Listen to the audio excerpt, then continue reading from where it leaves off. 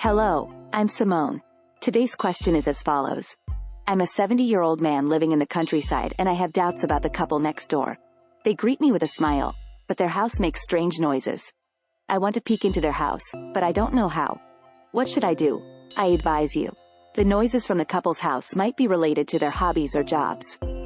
They might be doing something special, like musicians or craftsmen or inventors. You want to peek into their house, but that is rude.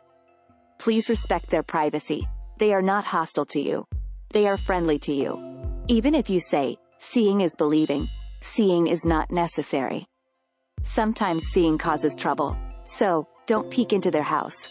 And keep a good relationship with them.